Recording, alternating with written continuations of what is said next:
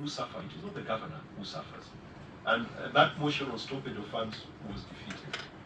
I want to urge the county executive of Isiolo to go beyond personality conflicts and to go beyond local politics and look at the bigger picture. This Senate collectively stands for Isiolo. The senator for Isiolo individually is the biggest advocate and the biggest ambassador of Isiolo County. And I think that needs to go on record for consumption by the members of County Assembly who think that the Senate has no influence in their lives, and for consumption by the governor, who only 1 week ago was in Senate with his tail between his legs, begging for more funds, and yet today he cannot present himself to account.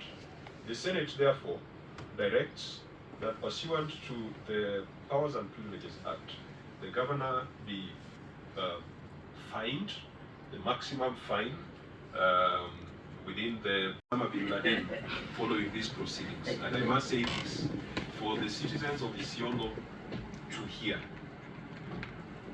Either House of Parliament and any of its committees, like the Public Accounts Committee, has power to summon any person, and any person could include the president, to appear before it for the purpose of giving evidence or providing information.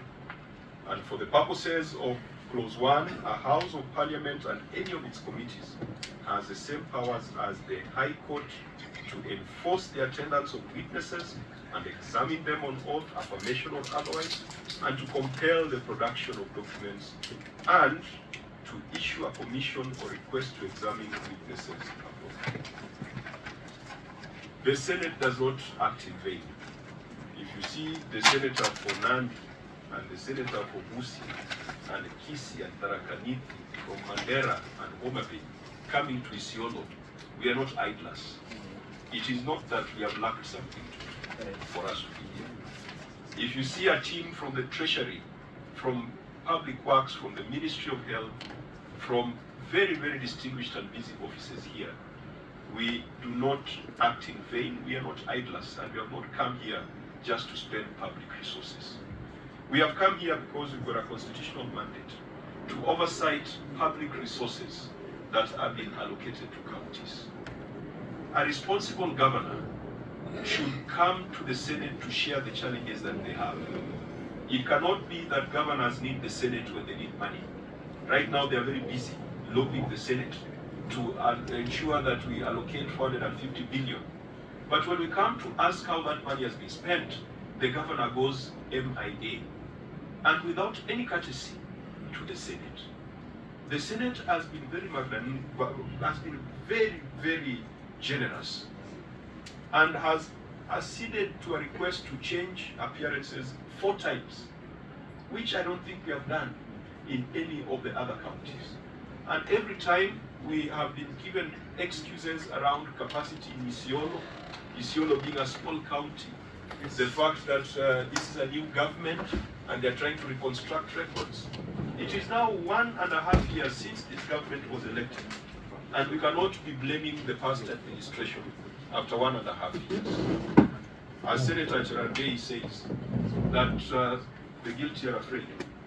And perhaps, if that is a situation that the governor is not present, and none of his officers are present, and I've been told that there's been a lot of helter-skelter movement in town with chief officers running away from their offices. This sounds like a crime scene. Isiolo is a crime scene. And that is why the governor has run away. And that is why his officers, none of his officers are here. There is some crime going on in Isiolo.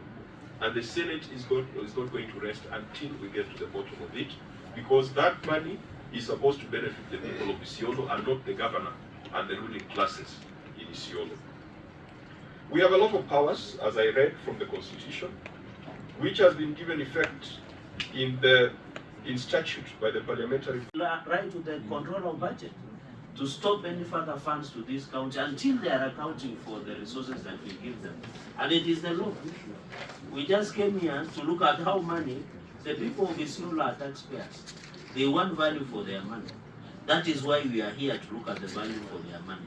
If they are not getting value for their money and they are paying taxes, then there is no need for Isiolo County government to receive money, yet the people of Isiolo are not getting value with it. And Mr. Chair, in conclusion, these are some of the counties and governors that are giving devolution a bad name. That's why when we were fighting with Senator Dulo in the last session over the division of revenue, and you were there, we are lucky the three of us were in that session. Personally, we were very keen what happens in this region, especially in Isiolo. Because I was asking Senator Dulo, why would you have money and there's no value for money for the people of Isiolo? And we argued and argued for almost 3 months over that, and Senator Dulo was telling us we need more money in Isiolo.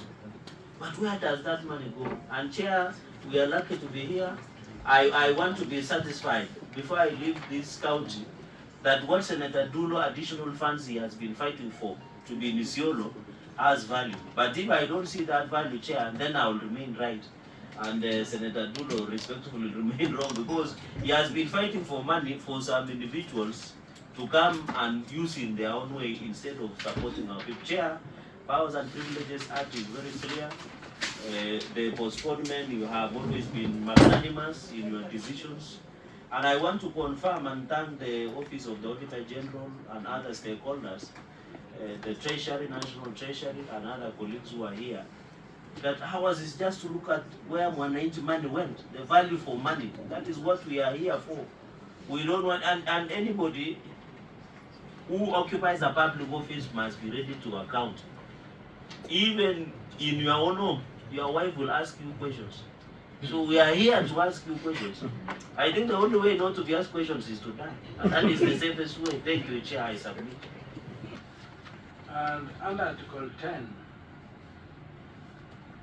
the governor has an obligation to be transparent and accountable and to foster good governance. Number 2, having listened to submissions that have been made and having been aware of the various days when he has been invited, or occasions when he has been invited and he has not turned up, I think that the audit of his government, and when you talk of the government, the county government is formed of the executive and the assembly. The audit of the Isiolo government should be a forensic audit, one that can stand the test of a criminal process. It's not just a special audit. It should be a forensic audit, and that audit should not just culminate in the prosecution of individuals, but in the suspension of the county government of Isiolo. Under Article 192 of the Constitution, that report can be given to the President, and the President will suspend this county government for 90 days, at the expiry of which we shall hold elections to elect a new governor and a new assembly.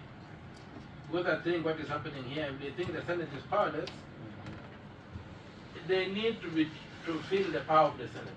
Then they will know that the Senate is not powerless. Because if they read the law and they still come to a conclusion that the Senate is powerless, then the law needs to be applied on them. You have summoned them to Nairobi, the county executive has not come. The mountain has not come to us, so we intended to come to the mountain. Still we find that the mountain has moved. So I think we need to assert the law.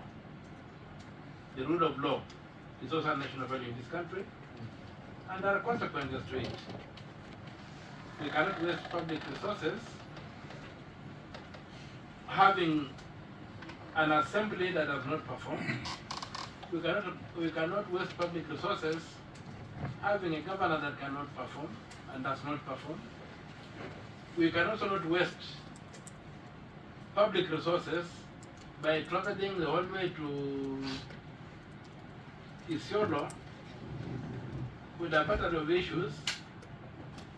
The tribunal should be in our respective counties attending to other matters, because today is a Friday. We have sacrificed the chance to be in our own counties to come here and somebody thinks he can show us the middle finger. That we cannot accept. The law is the law. Nobody is above the law. All must be subject to the law. And I ask that our chair pronounces himself in very simple English but very clear terms, because comprehension might be a challenge. So you have very simple English, very clear terms, so that you can even have it translated by, if I've got a translator here, but let it get down that we don't take prisoners. We have no place to put prisoners. The county assembly and the county executive will just be dissolved. And we get officers who are ready to serve, who are ready to bow to the law, and who are ready to be accountable and transparent. Made by Senator Cherage as far as increasing budget for Isiolo people is concerned. It's a right for Isiolo people to get increment whenever increment is actually given to all the counties. Where there is individual challenge with individual persons or officers within the county, they should be held accountable, because people need services. We have a lot of challenges in Isiolo as far as service delivery is concerned, and I'm sure you will see today. But we cannot deny increment to Isiolo people. Simply the governor has refused to account for the budget. He should be held accountable, but not punishing Isiolo people. That is the concern and the point I wanted to drive home. So Senator Cherargei, whenever there is increment, I'm sure we are going to soon have the fourth generation formula in the Senate. I'll continue fighting for Isiolo people to get an increment. But the county and the assembly must be held accountable for the budget allocated to them. I thank you. I've been sitting in this committee for the last nearly 2 years. This looks like a banana county. I don't know why anybody would want to send money to a place like this. So if you use your standing orders and use the law, Mr. Chair, to really make us go deep into what is happening in this county. Because if you are not able to provide documents to us, and you know there's precedent, you've always ruled that if somebody, a county government has been asked to deliver documents so that the audit or the controller of budget, the Auditor General can do the audits and give us a report so that then we can make intelligent decisions out of that audit. Then you can imagine, Chair, we've just come here, we have wasted public money, we've flown in here, we have spent, it's unbelievable. I just think, Chair, you need to rule, there's nothing we can do here. You know what to do. I think you will pronounce yourself.